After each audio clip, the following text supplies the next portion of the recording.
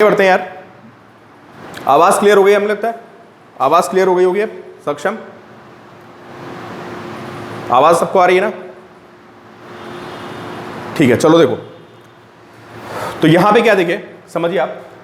अब ढंग से बना कॉन्सेप्ट कि यहां पे मेरे पास 1 2 3 4 प्लेट्स हैं, ठीक है। ऐसे आप इसको 2D में देख रहे हो, प्लेट्स ऐसी होंगी, 1 फिर 2 3 4 प्लेट्स को मैंने रख दिया। सरफेस कितने होंगे बताओ जरा, हाउ मेनी सरफेसेस? अरे सरफेस कितने हो जाएंगे मेरे भाई? 8 सरफेसेस, ठीक है। नहीं मैत्री, 8 सरफेस होंगे टोटल। ये वायर्स हैं, ये वायर है कनेक्टिंग वायर, ये जो हमारी क्या है, दिस इज कनेक्टिंग वायर, ठीक है। और ये भी क्या है, ये कनेक्टिंग वायर है। इस तरह के आपको बहुत सारे क्वेश्चंस मिलेंगे, है ना। बोर्ड में भी आता है ये क्वेश्चन, तो बेसिकली एनसीईआरटी का है।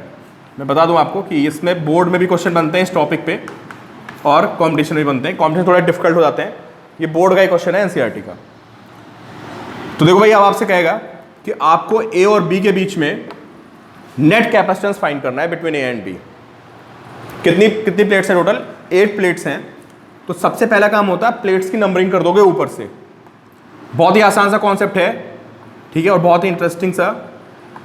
5 6 7 8 कितने कैपेसिटर्स बन रहे हैं कोई बता सकता है? 2 प्लेट्स मिलके एक कैपेसिटर बनाती हैं। कितने कैपेसिटर्स हैं यहां पे? 3 कैपेसिटर हैं, बिल्कुल सही। एक ये कैपेसिटर, एक ये कैपेसिटर, एक ये कैपेसिटर, ठीक है। तो अगर मैं 3 कैपेसिटर्स हैं, इसको मैं फर्स्ट कैपेसिटर बोलूं तो 2 और 3 भाई जो सरफेस होते हैं वो कैपेसिटर बनाते हैं। तो सेकंड सरफेस और थर्ड सरफेस मिलके एक कैपेसिटर बना रहे हैं, आमने सामने है वो। 4 और 5 ये दोनों सरफेस मिलके एक कैपेसिटर बना रहे हैं। 6 और 7 ये दोनों मिलके कैपेसिटर बना रहे हैं, बिल्कुल सही, ठीक है। बहुत ढंग से समझना, कोई कंफ्यूजन नहीं होना चाहिए आपको। तो टोटल वी हैव 3 कैपेसिटर्स। अब हमें फाइंड क्या करना है, लिख लीजिए आप। Find net capacitance between A and B. Find net capacitance between A and B. ये वायर्स हैं दोनों, ये भी कनेक्टिंग वायर है और ये भी हमारी वायर है बिटवीन ए एंड बी। इसका मतलब ये क्वेश्चन सीधा सीरीज और पैरेलल का होता है।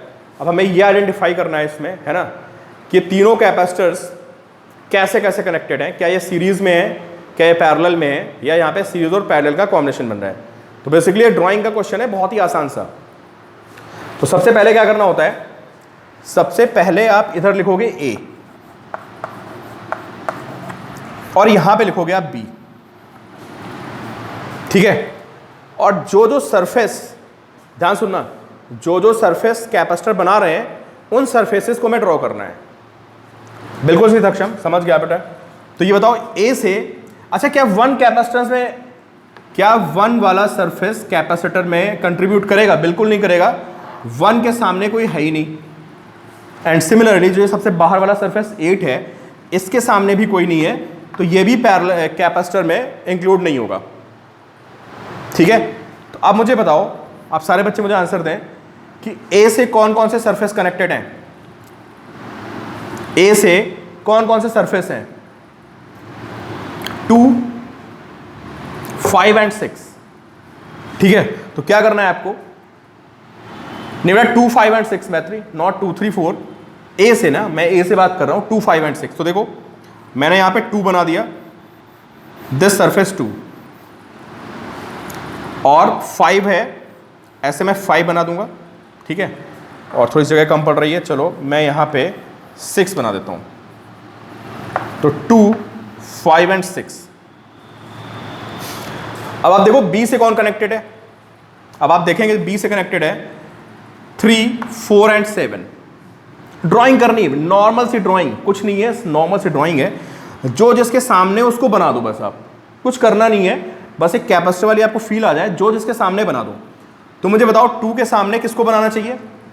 मुझे 2 के सामने 3 को बनाना है, और 3 को मुझे ध्यान रखना है कि 3 को मुझे बी से कनेक्ट रखना है। तो मैं कुछ नहीं करूँगा, मैं 2 के सामने 3 बना दूंगा, और मैं इस बात का ध्यान रखूँगा कि 3 को मुझे बी पॉइंट से कनेक्ट करना है। 5 के सामने कौन है? 5 के सामने 4 है, तो मैं 5 के सामने 4 बना दूंगा और मैं 4 को B से कनेक्ट कर दूंगा फ्रॉम B। 6 के सामने कौन है? 6 के सामने 7 है, तो मैं यहाँ पे 7 बना दूंगा और मैं 7 को B से कनेक्ट कर दूंगा। तो आप देख रहे हो तीनों कैपेसिटर्स पैरेलल में हो गए और हमारा आंसर आ गया 3C। ये क्वेश्चन एनसीईआरटी में है और you can expect in board exams too. ठीक है, लिख लिया आप। अगला कॉन्सेप्ट है हमारा, ये सर्किट्स में यूज होता है और ये मुझे बताना चाहिए था, बट हालांकि करंट में ज़्यादा यूज होता है। कॉन्सेप्ट ऑफ शॉर्ट सर्किट, कल मैंने आपको क्वेश्चन दिया था, है ना, कॉन्सेप्ट ऑफ शॉर्ट सर्किट। देखो भाई, समझ करो ऐसे किसी कोई भी सर्किट हो सकता है, it may be resistance, capacitor भी हो सकता है और कह लो यहाँ पे कि रेजिस्टेंस है। देखो मैं आपको किरचॉफ्स लॉ मैंने बताया है, किरचॉफ्स लॉ जो है आपका सीरीज पैरेलल, ये मैं आपका, और सिमेट्री, समझ गया ना, series parallel combination, Kirchhoff's law and symmetry. इसमें मैं आपको रेजिस्टेंस की भी क्वेश्चन अगले टर्न पे करा दूंगा, तो हमारा करंट का पोर्शन भी खत्म हो जाएगा। अगर मैं इस सर्किट में ऐसे करंट आ रही है यहाँ से और मैं इस पॉइंट से इस पॉइंट के बीच में एक वायर कनेक्ट कर दूं, इस पॉइंट से इस पॉइंट के बीच में एक वायर कनेक्ट कर दूं ऐसे, ठीक है, तो अब करंट जब यहां पहुंचेगी, करंट के जाने के दो रास्ते हैं। जो ऊपर का रास्ता है, आपको पता है कि जब भी ये वायर होता है इसको हम आइडियल वायर एज्यूम करते हैं और इसका रेजिस्टेंस 0 होता है। इसका रेजिस्टेंस क्या होता है? इसका रेजिस्टेंस होता है 0, द 0 रेजिस्टेंस। ठीक है, तो अब ये बताओ, जब करंट को यहां पहुंच के जाने के दो रास्ते हैं, हालांकि इसको मैं मैथमेटिकली भी डिराइव कर सकता हूं, मैं आपको करंट में डिराइव करवा दूंगा, ठीक है, अभी मैं करंट वाला कॉन्सेप्ट यूज नहीं कर रहा हूं, बट हम यहां से भी समझ सकते हैं कि अब बताओ करंट किस रास्ते से जाएगी? वो इस वाले रास्ते से जाएगी, ये वाला रास्ता फॉलो करेगी या ये वाला रास्ता फॉलो करेगी? सोचो आप भाई, जहां पे रेजिस्टेंस कम होगा करंट उसको फॉलो करेगी ना। बिल्कुल, ये बात सबको समझ आनी चाहिए, बिल्कुल, है ना। तो जो करंट है ना, वो जब यहां पहुंचेगी उसको दो रास्ते मिल रहे हैं, इस रास्ते को रेजिस्टेंस ही नहीं है, बिल्कुल बिल्कुल, तो वो इस रास्ते को फॉलो कर लेगी ऐसे, वो इस रास्ते को फॉलो कर लेगी ऐसे, और इनमें करंट नहीं जाने की। तो इसमें करंट नहीं आने की, तो इसका मतलब इन दोनों में मिला के जो चार्ज होगा वो 0 हो जाएगा, कोई चार्ज नहीं आने का।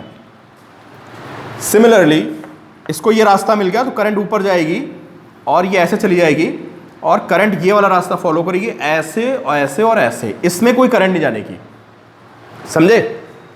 तो अगर किसी सर्किट में आपको ऐसा दिख जाए तो आप इसको हटा सकते हो, इसको बोलते हैं शॉर्ट सर्किट कर देना। आपने सर्किट से उसको हटा दिया,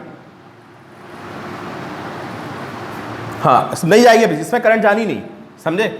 और इन दोनों में कोई चार्ज नहीं आने का, इनको सर्किट से हटा सकते हो।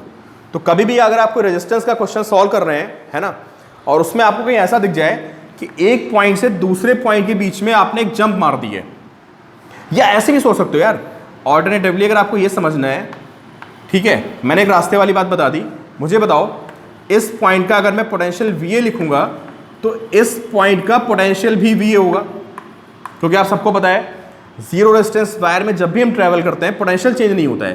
तो यहाँ से अगर ये पोटेंशियल VA है तो यहाँ से ले जाके यहाँ भी पोटेंशियल VA होगा। तो ये बताओ, अगर इन दो पॉइंट्स में पोटेंशियल डिफरेंस नहीं है तो क्या इसमें कोई चार्ज आएगा? अरे भाई, अगर दोनों पॉइंट्स के बीच में पोटेंशियल डिफरेंस नहीं है तो चार्ज ही नहीं आएगा, CV।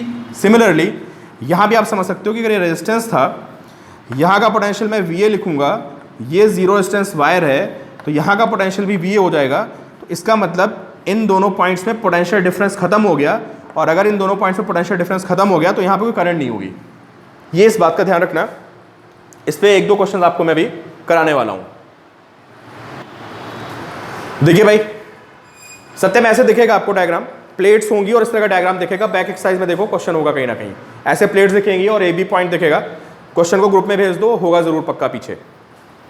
तो देखो भाई, यहाँ में A और B के बीच में निकालना है नेट कैपेसिटेंस। तो मैंने आपको सबसे पहले बोला है कि सबसे पहले आप यहाँ पे A लिखिए, ठीक है, और यहाँ पे B लिखिए, और इसको लिखने से पहले आपको सरफेसेस में नंबरिंग करनी है।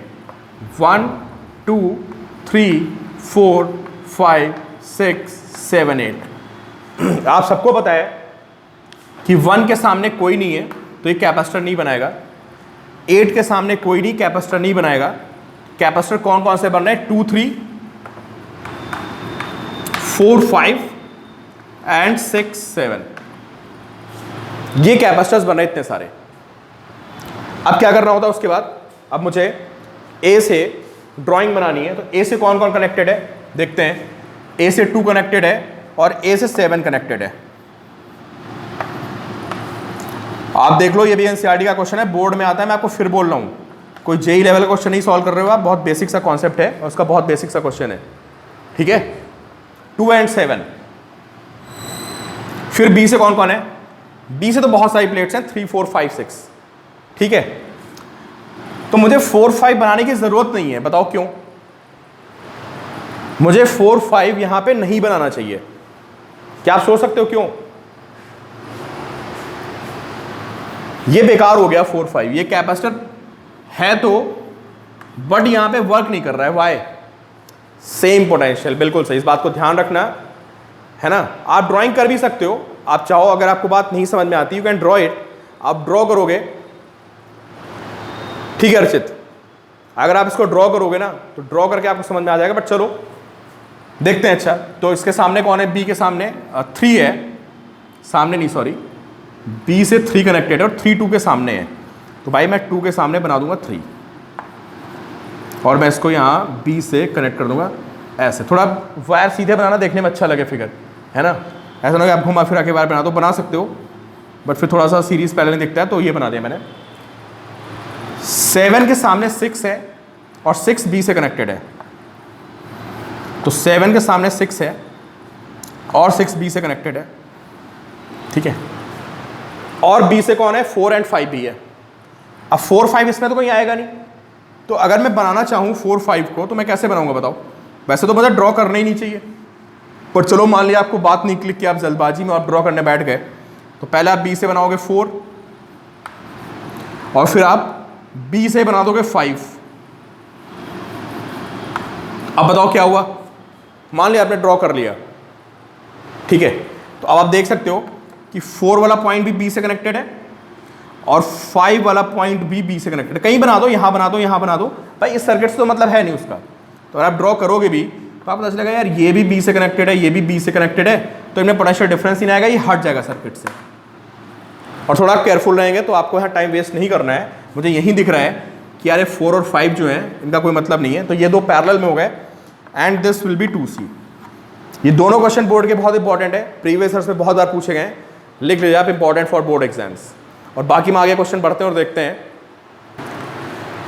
तो भाई ये क्वेश्चन था हमारा, इसमें मैं नेट कैपेसिटेंस निकाला। वही कहानी कि सबसे पहले ए को लिखेंगे लेफ्ट में, बी को लिखेंगे राइट में और देखेंगे कौन कहां से कनेक्टेड है। नेमिंग कर लेंगे 1 2 3 4 5 6 7 8। अच्छा, जिनका क्वेश्चन हो चुका है ना उनको फिर मैं एक बता रहा हूँ अगला क्वेश्चन कौन सा करना है। जिन्होंने क्वेश्चन सॉल्व कर लिया वो अगला सॉल्व करेंगे 4.43, सॉल्व एग्जाम्पल 4.43 सॉल्व करेंगे, ठीक है। तो 2C/3 भाई आंसर क्या है? आंसर तो बता दो मुझे आप लोग, आंसर नहीं बताया क्या? 2C/3 राइट आंसर है। 1 और 8 कंट्रीब्यूट नहीं करेंगे, ठीक है। नहीं, सत्यम बताएगा कि राइट आंसर क्या उसने भेजना क्वेश्चंस, कि ये दोनों कंट्रीब्यूट नहीं करेंगे, ठीक है। तो देखते हैं ए से कौन कौन कनेक्टेड है। ए से है 3 एंड 4, ठीक है। तो पहले मैं ए से ऐसे ऊपर 3 बनाऊंगा, देख लो भाई, बिल्कुल ऐसे बनाना है आपको 3 ऊपर ले जाके। सत्यम पिछले क्वेश्चन का आंसर क्या है? वंश, ठीक है, मुझे पता नहीं इसका आंसर क्या है, आप एक बार कंफर्म करो क्या आंसर इसका। सारे बच्चों ने 2C/3 आंसर दिया है।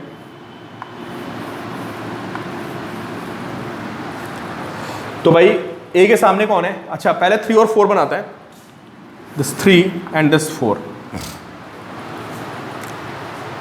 ठीक है भाई। 2C/3 है इसका आंसर, मैं लिख देता हूँ। सारे बच्चों ने आंसर में 2C/3 दिया, बिल्कुल सही आंसर दिया आप लोगों ने, ठीक है। बी से कौन कनेक्टेड है यार? बी से सिर्फ 7 है, देखो बी के सामने सिर्फ 7 है, तो मैं बी के सामने यहाँ 7 बना देता हूँ, बी के सामने सिर्फ 7 है, सॉरी बी से सामने नहीं, बी से कनेक्टेड प्लेट जो है, जो सरफेस है वो 7 है, और 7 के सामने कौन है, 6 है। चलो 7 के सामने 6 बना देते हैं, फिर देखते हैं कहां से कनेक्टेड है ये। 3 के सामने कौन है, 3 के सामने 2 है, 2 हो गया। 4 के सामने 5 हो गया। अच्छा, अब ये कनेक्टिंग वायर जो है ये कहां कहां कनेक्टेड है, इसको भी तो देखना है यार। ये वाला कनेक्टिंग वायर, ये कनेक्टिंग वायर है ना, ये कहां कहां से किन किन प्लेट्स के बीच में कनेक्टेड है। तो ये कनेक्टिंग वायर 2, 5 और 6, इसका मतलब अगर ये एक वायर से कनेक्टेड है तो 2, 5 and 6 they have same potential. पहली बात तो ये हो गई, दे हैव सेम पोटेंशियल। इसका मतलब इन सारी प्लेट्स को हमें एक साथ कनेक्ट करना पड़ेगा इस फिगर के अकॉर्डिंग। तो जब इनको एक साथ कनेक्ट करेंगे तो 2 और 5 को मैंने कनेक्ट कर दिया ऐसे, 2 और 5 को ऐसे कनेक्ट कर दिया मैंने, और 6 भी मुझे इसी वायर से 6 को भी कनेक्ट करना है, क्योंकि 2, 5, 6 का पोटेंशियल सेम है। तो ये वायर पूरी एक होनी चाहिए, ये वायर यहाँ चली गई ऐसे और ये ऐसे चली गई, तो ये हमारी बन जाएगी फिगर। इसको रीड्रॉ करके ये फिगर बनेगी। ये C और ये C कितना हो गया, पैरेलल में 2C हो गया, this 2C and this C ये सीरीज में हो गए, तो 2C/3 आंसर आएगा आपका। अच्छा एक बात सुनो भाई प्लीज, आप लोग यहां जरा फोकस करिए, अगला क्वेश्चन छोड़ के।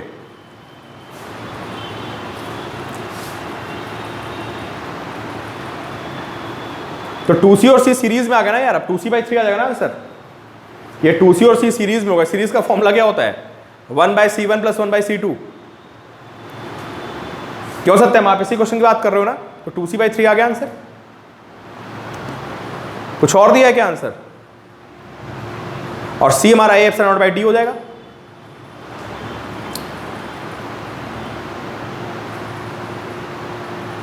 हाँ तो यही तो आ रहा है यार।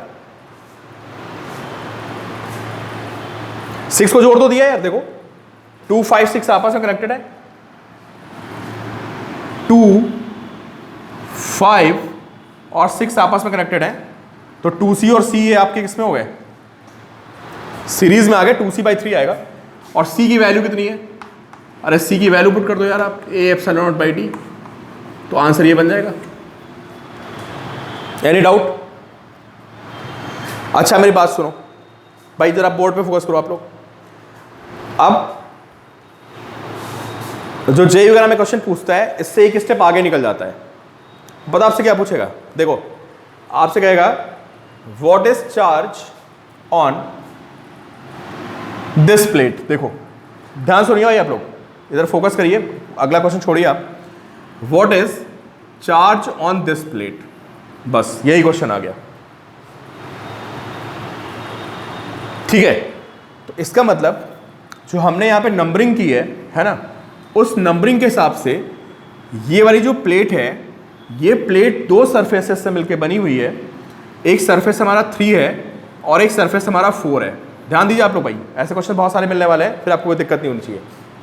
What is charge on this plate, तो मुझे 3 पे भी चार्ज पता करना है, मतलब इस फिगर के अकॉर्डिंग मुझे 3 और 4 का कंबाइंड चार्ज बताना है। समझ गए आप, इस पे कितना चार्ज है और इस पे कितना चार्ज है। मेरी बात समझ पा रहे हो, क्वेश्चन नोट कर लेना।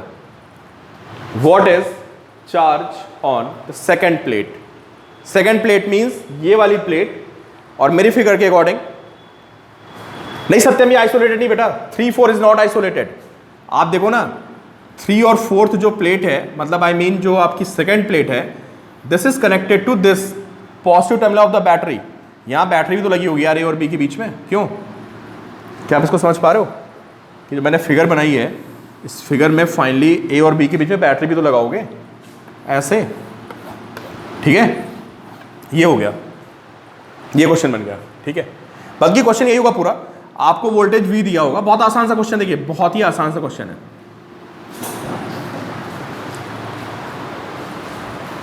ठीक है, तो अब बताओ हाँ समझ लो भाई, आप लोग सोचो और मुझे बताओ कि, चलो भाई मैं बता देता हूं, बहुत छोटा सा क्वेश्चन है, ऐसे ही आंसर आ जाएगा, ऐसे ही आंसर आ जाएगा, देखो आप। ठीक है सत्यम, सुनो, व्हाट इज नेट कैपेसिटेंस? हमने नेट कैपेसिटेंस निकाल लिया है। Net capacitance is 2C/3। अगर मैं उस नेट कैपेसिटेंस को इस वोल्टेज से मल्टीप्लाई करूंगा तो मुझे नेट चार्ज मिलेगा।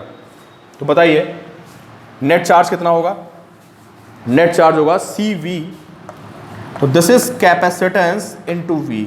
क्या सबको बात समझ में आ रही है कि बैटरी से इतना चार्ज चलेगा CV, और ये चार्ज बैटरी से यहां से ऐसे चलेगा, ऐसे चलेगा, यहां पहुंचेगा। यहां पहुंचने के बाद, हाँ बिल्कुल, यहां पहुंचने के बाद उसके पास दो प्लेट्स हो गई, इस पे जाएगा और इस पे जाएगा, और मिला के वो कितना होगा? 2C/3 हो जाएगा। समझे? तो यही चार्ज आएगा इन दोनों प्लेट्स पे। किस पे? 3 और 4 पे। समझ गए? जो 3 और 4 पे मिला के चार्ज आएगा वो हमारा यहां बढ़ गया, 2C/3 हमारा आंसर हो जाएगा। तो यही आंसर हो गया। ठीक है, अब आपसे पूछेगा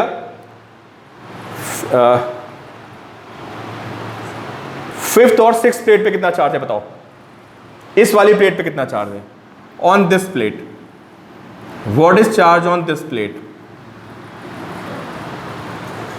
अर्चित बेटा डिवाइड हो जाएगा, बिल्कुल सही कर रहे हो आप। यहां पहुंच के चार्ज डिवाइड हो गया, कुछ 3 के पास गया और कुछ किसके पास गया?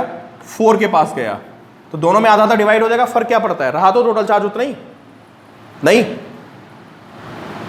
भाई, चार्ज तो उतना ही रहा।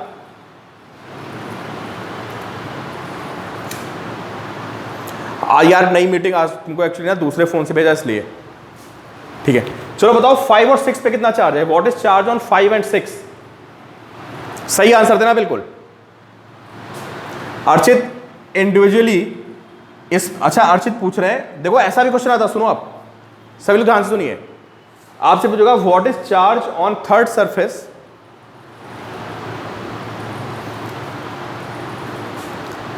ऐसे भी क्वेश्चन आ सकता है, what is charge on this surface?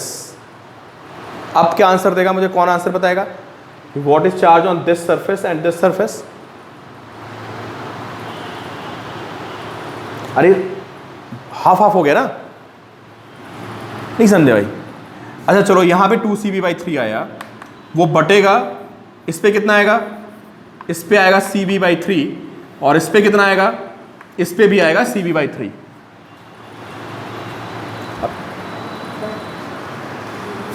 CV/3 and CV/3। यार क्वेश्चन होते बड़े आसान से हैं। ठीक है, अब मुझे बताओ what is charge on this plate? आराम से सोच के आंसर दीजिए। What is charge on this plate? This plate का मतलब हो गया कि 5th surface and 6th surface according to this figure. Tanya ने आंसर दिया CV/3। चलो तान्या, मैं आपका आंसर वेरीफाई करता हूं।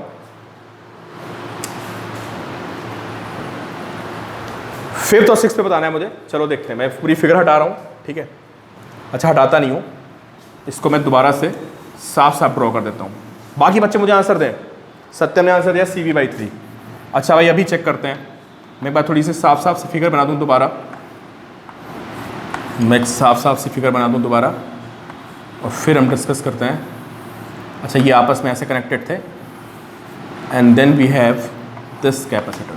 ठीक है, तो भाई ये मेरी प्लेट कौन सी थी? ये शायद मेरी 2 थी, इसके सामने मेरी 3 थी, ये 4 थी, 4 के सामने 5 थी, और ये 6 हो गई। तो अब मुझसे पूछा है what is charge on this plate, मतलब 5 और 6 सरफेस।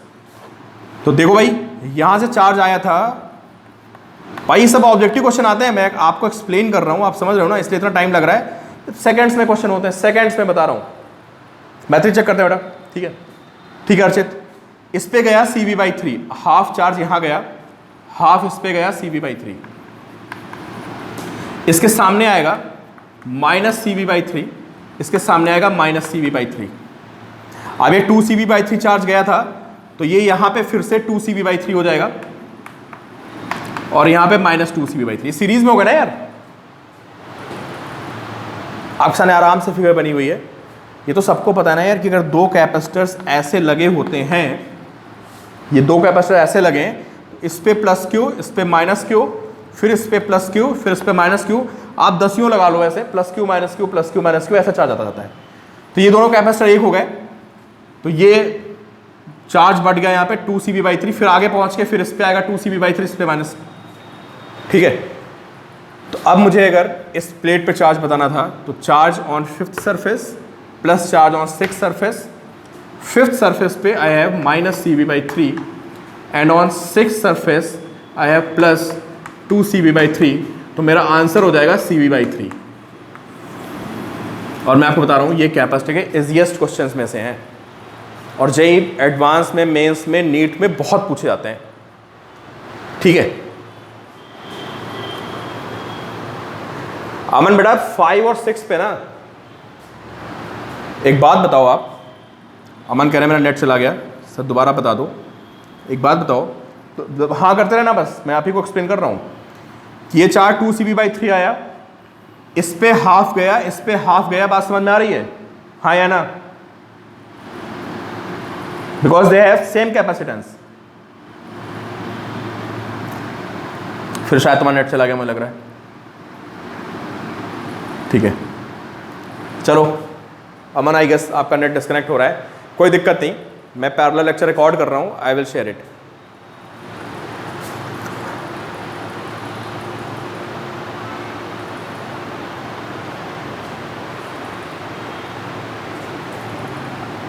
अच्छा, ए से 3 and 4, बेटा उसको उल्टा कर लो, आप उल्टा कर लो, वो गलती से मैं 3 4 लिख गया।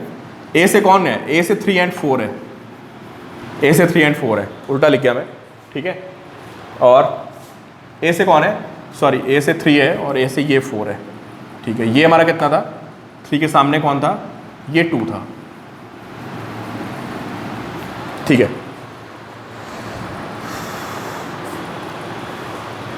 अमन उसके बाद कुछ नहीं यार, ये बताओ अगर यहाँ पे cv/3 आया तो यहाँ पे -cv/3 आएगा नहीं आएगा? बताओ, जितना पॉजिटिव होता है उसका सामने उतना नेगेटिव आता है, तो यहाँ पे -cv/3 आएगा। अब ये बताओ इस पे कितना चार्ज आएगा? भाई जो टोटल चार्ज आया है वो इस कैपेसिटर पे जाके फिर एक बन जाएगा, इस पे फिर से 2cv/3 आ जाएगा। क्लियर? फाइनली फिर 2cv/3 बन जाएगा, और मुझे इन दो प्लेट्स पे बताना है, इन दो प्लेट्स पे बताना है कितना चार्ज होगा। ऐड कर दिया इनको, समझे? अब ये तो क्वेश्चन होगा मेंस लेवल का, नीट लेवल का। अब अगर यही क्वेश्चन मान लो एडवांस में आ गया तो पता क्या करेगा वो? अगर ये क्वेश्चन एडवांस में आएगा तो इस सेपरेशन को, एक को डी कर देगा, एक को 2d कर देगा, और यहां फिर से d कर देगा। अब बताओ क्या होगा? अब बताओ क्या हो जाएगा? अब अगर आपने डिस्टेंस अलग अलग कर दी तो हमारा कैपेसिटेंस चेंज कर जाएगा। क्यों? तो ये कैपेसिटर हमारा कुछ C होगा, हाँ, और ये कुछ 2C 3C कुछ भी हो जाएगा, जो भी है मतलब। ठीक है, तो अब आपको पता होना चाहिए कि हाउ टू डिवाइड चार्ज, है ना, कि अगर ये कैपेसिटर और ये कैपेसिटर अलग हैं दोनों, तब तो दोनों पे चार्ज बराबर नहीं जाएगा। हाँ, तो आपको पता होना चाहिए। बहुत छोटा सा पॉइंट है, लेकिन देखने में ये आता है कि बहुत से बच्चे इसका आंसर नहीं दे पाते हैं। ठीक है, कि भाई पैरेलल में चार्ज कैसे डिवाइड होता है, सर्किट की बहुत छोटी सी थ्योरी है। मैं एक बार आपको और बता देता हूँ। अगर मेरे पास ये 3 कैपेसिटर्स, सुन लो भाई, वो बहुत ध्यान समझ लो आप, यहाँ पे आप लोग बहुत कंफ्यूज होते हो। मेरे पास है 3 कैपेसिटर, ठीक है, ऐसे लगे हैं, और यहाँ पे चार्ज क्यों है? इसको नोट्स में लिख लो, ऐसे नोट्स में लिख लो। ठीक है, और किसी ने मुझसे पूछा कि बताओ भाई C1 के पास कितना है, C2 के पास कितना है, C3 के पास कितना है चार्ज? अलग अलग, सब पे अलग जाएगा चार्ज। एक रूल तो मुझे पता है कि पैरेलल में चार्ज किस रेशियो में डिवाइड होता है, बताओ मुझे, बताओ आप लोग, पैरेलल में चार्ज किस रेशियो में डिवाइड होता है? This is very important point. अगर आपको बात नहीं पता है ना, आपको क्लिक नहीं कर रही, दोबारा लिखो कॉपी में और अंडरलाइन करो इसको। ठीक है, कि पैरेलल में चार्ज कैसे डिवाइड होता है, बोलो। अरे वोल्टेज सेम होता है सब में, बिल्कुल देवांशी सही बोला बेटा आपने, सब में वोल्टेज सेम होता है ना? नहीं सत्यम बेटा, वोल्टेज सब में सेम है, तो Q is CV। Q is CV, सब में वोल्टेज सेम है, तो ये C के डायरेक्टली प्रोपोर्शनल होता है, समझे? तो इसके पास कितना चार्ज आएगा पता है? C1 plus C2 plus C3 into Q। इसके पास कितना आएगा? बिल्कुल C2 upon C1 plus C2 plus C3 into Q। समझ गए आप? ऐसे आप चार्ज निकालोगे। क्लियर? एक तरीका और है, देखो ये बात समझ में आ गई आप लोगों को?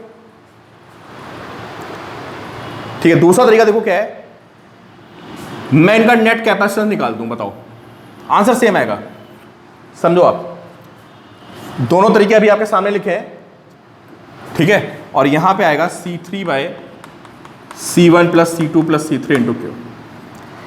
दूसरा तरीका मेरे पास ये है, लिख लेना भाई इसको प्रॉपर नोट्स में कि हाउ टू डिवाइड, ऐसे हेडिंग लिखो कि how to divide charge in parallel combination. छोटा सा पॉइंट है पर आप लोग गलती करते हो, इसको प्रॉपर लिख लो। दूसरा तरीका है कि मैं इसका सी नेट फाइंड कर लूं। देखो मैं यहां लिख रहा हूं, जगह कम है मेरे पास, मैंने सी नेट फाइंड कर लिया। सी नेट कितना होगा बताओ? C1 plus C2 plus C3। फिर मैं वी नेट फाइंड कर लूं, वी नेट कितना आएगा बताओ? अरे ये क्यू चार्ज इन तीनों पे मिलके गया ना यार, क्यू बाई सी नेट। बोलो कोई डाउट यहां तक? मैंने इन तीनों का कैपेसिटेंस निकाल दिया, उसको वोल्टेज से मल्टीप्लाई कर, उसको इस क्यू को मैंने उस सी नेट से डिवाइड कर दिया, मुझे वी नेट मिल गया। क्लियर?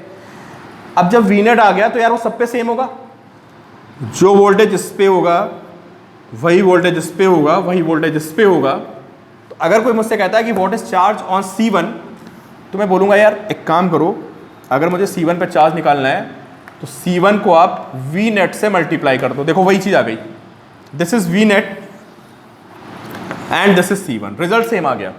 तो आपका सोचने का तरीका है कि आप उसको कैसे सोचते हो। क्लियर? कि अगर मैं, बात समझ आ रही है आपको? पहले मैंने पूरा कैपेसिटेंस निकाल दिया, इस क्यू को उस कैपेसिटेंस से डिवाइड कर दिया तो मुझे वी नेट मिल गया। जो वी नेट आया होगा इसके क्रॉस पैरेलल में है, वही वोल्टेज यहां होगा, वही वोल्टेज यहां होगा, वही वोल्टेज यहां होगा। तो अगर मुझे C1 में निकालना है चार्ज, तो मैं बोलूँगा C1 में कितना चार्ज होगा? CV हो जाएगा, तो C1 into V net. Result same आ रहा है, ठीक है। तो मैं आपको बोल रहा था कि अगर ये क्वेश्चन IIT में आएगा, मतलब तो वो क्या करेगा पता है? वो प्लेट्स के बीच की डिस्टेंस को अलग कर देगा, कैपेसिटेंस बदल जाएगा, थोड़ी सी आपकी कैलकुलेशन बढ़ जाएगी, बस और कुछ नहीं होगा, ठीक है। तो शायद आपको कॉन्सेप्ट समझ में आ रहा होगा, ठीक।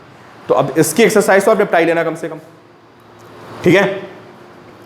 तो सत्यम भाई काम करना, एक्सरसाइज का पूरा वो भेज देना, क्योंकि भाई ये प्रॉब्लम्स, ऐसी प्रॉब्लम्स भी बहुत ज़्यादा पूछी जाती हैं कि आपको सर्किट मिलेगा, है ना, उस सर्किट में रेजिस्टेंस भी होगा और कैपेसिटर भी होगा, ठीक है।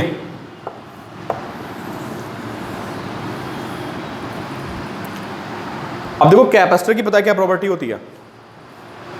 अगर आप किसी कैपेसिटर को बैटरी से कनेक्ट कर दें, ये कैपेसिटर है ना, और आपने इसको एक बैटरी से कनेक्ट कर दिया, दिस बैटरी, इसका EMF E है, तो क्या होता है भाई बताओ? बैटरी को रास्ता मिल गया, ये हाई पोटेंशियल है लो, और बैटरी से ऐसा चार्ज फ्लो करता है यहाँ से। जब भी चार्ज वर्ड यूज होता है, मैं आपको बार बार बोल चुका हूँ कि अगर मैं सिर्फ चार्ज बोल रहा हूँ या किसी बुक में सिर्फ चार्ज लिखा है, उसका मतलब होता है पॉजिटिव चार्ज। तो बैटरी के इस टर्मिनल से पॉजिटिव चार्ज निकलता है और वो जाके यहाँ पे ऐसे बैठ जाता है प्लस क्यू, यहाँ से वो प्लस क्यू यहाँ चला जाता है, ऐसे पूरा राउंड घूमता है। मैं आपको बता चुका हूँ सर्किट प्रॉब्लम सॉल्व करते समय अगर कभी आपको चार्ज को घुमाना पड़े तो चार्ज बैटरी के एक टर्मिनल से निकल के पूरा घूम के वापस आता है, ठीक है। ये कैपेसिटर के भी जब आप कॉम्प्लेक्स प्रॉब्लम्स करोगे तो वहाँ पे आपको दिक्कत आ सकती है। तो अगर यहाँ से प्लस क्यू चार्ज गया है तो ये यहाँ से ऐसे भी इसमें प्लस क्यू चार्ज वापस आके एंटर करेगा ऐसे, तो यहाँ पे माइनस क्यू आ जाता है, समझ गए? तो ये कहानी होती है ऐसे। अब एक बात बताओ, तो शुरू में करंट फ्लो करेगी, स्टोर हो गया भाई, plus Q minus Q energy store हो गई, है ना। अब एक बात और, जब आप कैपेसिटर को कनेक्ट करोगे ना, तो सपोज करो यहाँ पे वो लगा है, स्विच लगा है ऐसे स्विच, तो जैसे आप स्विच को क्लोज करोगे हाँ यार, बैटरी को कैपेसिटर से चार्ज कर सकते हो, बिल्कुल उल्टा कर सकते हो, बट कैपेसिटर की प्रॉब्लम ये होती है बेचारे के पास एनर्जी सोर्स नहीं होता है, समझे? तो कैपेसिटर से you can take energy but वो कॉन्टिन्यूस सप्लाई नहीं करेगा।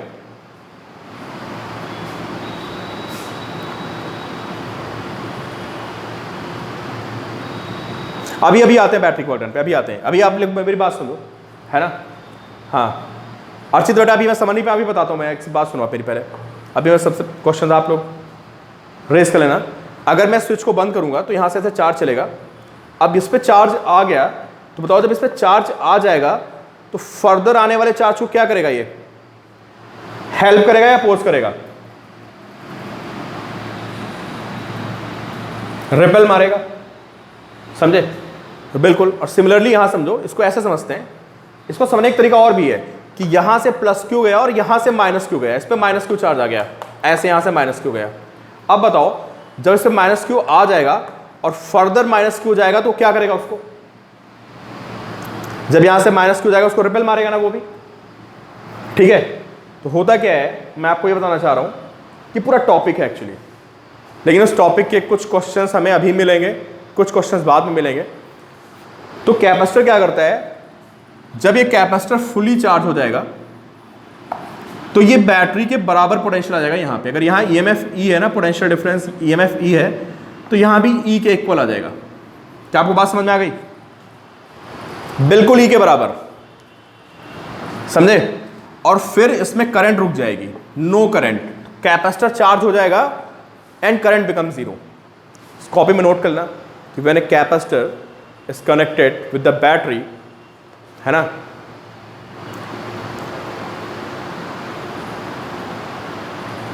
capacitor connected with the battery, its potential increases till it becomes equal to EMF of the battery.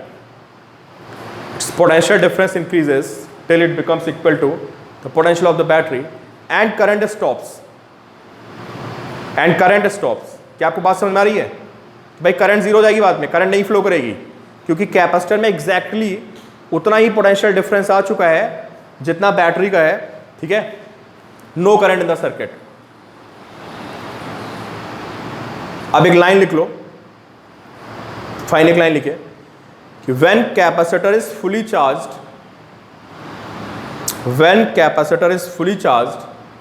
There is no current through it.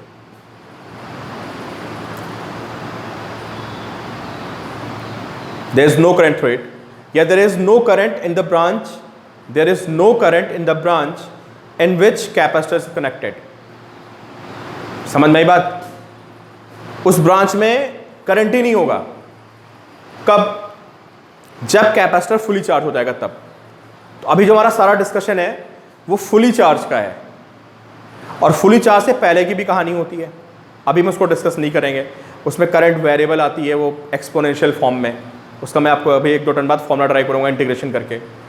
अभी हमारा जो point of discussion है वो सिर्फ ये है कि when capacitor is fully charge there is no current through capacitor, ठीक है? तो अब आप बताओ, अगर मैं आपसे पूछूं कि what is current through R1, बताओ आपका आंसर क्या होगा? अरे तुम लोग आंसर नहीं बता पा रहे हो यार। What is current through R1? Zero. What is current through R3? Zero. किस ब्रांच में करंट जाएगी बताओ? सिर्फ यहां से करंट चलेगी और इसमें से जाएगी, सिर्फ इस वाले से, सिर्फ इस ब्रांच से करंट पास करेगी, बाकी नहीं पास करती करंट, बिल्कुल। बट कैपेसिटर पे चार्ज आएगा कि नहीं आएगा? भाई ये मत सोचना कि करंट जीरो हो गई तो चार्ज नहीं आएगा। चार्ज आने के बाद ही करंट जीरो हुआ है, चार्ज आने के बाद ही करंट इस पे जीरो हुआ है, समझे? तो अगर मैं आपसे पूछूं कि what is potential across C3,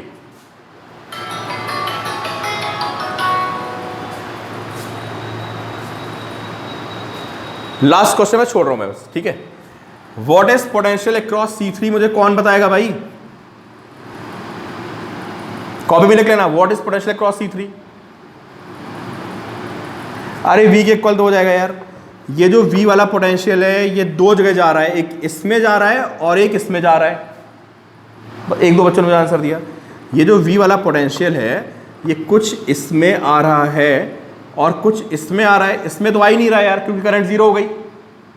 R1 पर बेटा मैथ्री करंट ही नहीं है इसमें ना,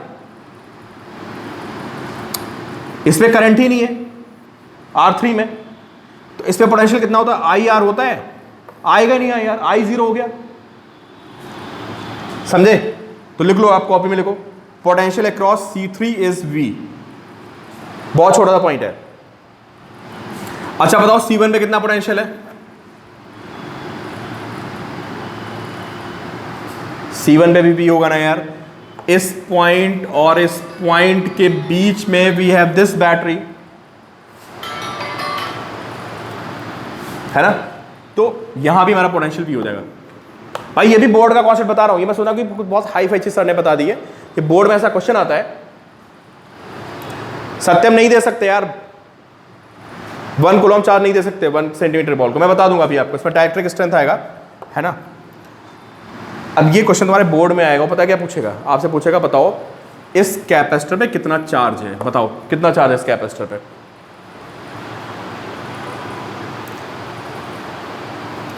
अरे C3 इंटू वी यार, नहीं C3 इंटू वी चार्ज हो गया, बिल्कुल। इस कैपेसिटर पे कितना चार्ज है, इस पे कितना चार्ज है, C1 इंटू वी। इस ब्रांच में कितनी करंट है, जीरो है। इस ब्रांच में कितनी करंट है, जीरो है। इस ब्रांच में कितनी करंट है बताओ, अच्छा बिल्कुल।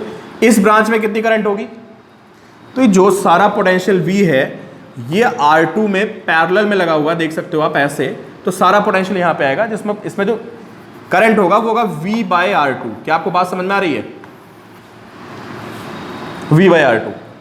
ये बोर्ड का क्वेश्चन हो गया। अब अगर ये क्वेश्चन तुम्हारा IIT या नीट में आएगा तो पता क्या पूछेगा, कहेगा 1 सेकंड के बाद बताओ क्या होगा, स्विच को बंद करने के 1 सेकंड के बाद बताओ, 2 सेकंड के बाद बताओ क्या कहानी होगी। ठीक है, तो अगर आपसे बताया 1-2 सेकंड के बाद बताओ तो उसको हम अगले टर्न पे सीखेंगे।